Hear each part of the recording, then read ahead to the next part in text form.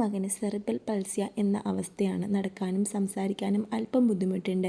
എന്നാൽ ഈ അമ്മ രണ്ടാമതൊരു കുഞ്ഞുണ്ടായ ജന്മം വിവരം അറിയിക്കാതെ മകനിൽ നിന്ന് രഹസ്യമാക്കി വച്ചിരിക്കുകയായിരുന്നു.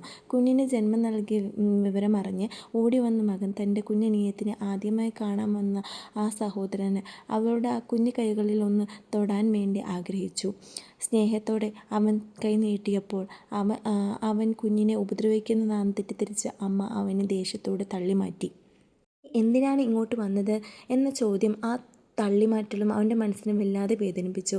സ്വന്തം കുടുംബത്തിൽ നിന്നും ഇങ്ങനെയുള്ള ഒരു അവഗണന ഈ മകന് വല്ലാത്തൊരു ഇതാണ് പ്രേക്ഷകരെയും കണ്ണു നിറയിച്ചത്.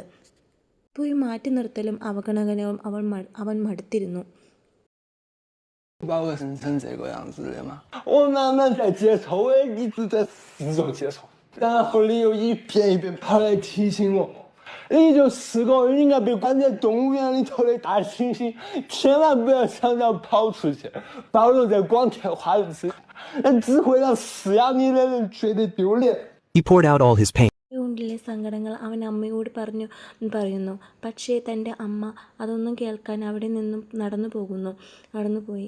ഇതിനുശേഷം സങ്കടം സഹിക്കാതെ അവൻ ഒറ്റയ്ക്കിരുന്ന് കരയുന്നു. തൻ്റെ സങ്കടങ്ങൾ മാറ്റാൻ അവൻ മിഠായി വായി തിരികെ വെക്കുന്നു. അവൻ്റെ അവസ്ഥ കാരണം ചവയ്ക്കാൻ വയ്യാതെ ബുദ്ധിമുട്ടുന്നു, ശ്വാസം മുട്ടുന്നു. അവൻ മിഠായിയെ വായിൽ ആത്മസങ്കടത്തോടെ അമ്മയോട് ചോദിച്ചു.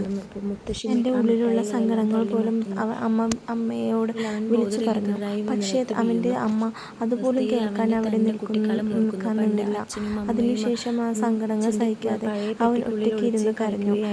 തൻ്റെ സങ്കടം മാറ്റാൻ മിഠായികൾ വായിലേക്ക് കുത്തിത്തിരികെ തൻ്റെ അവസ്ഥ കാരണം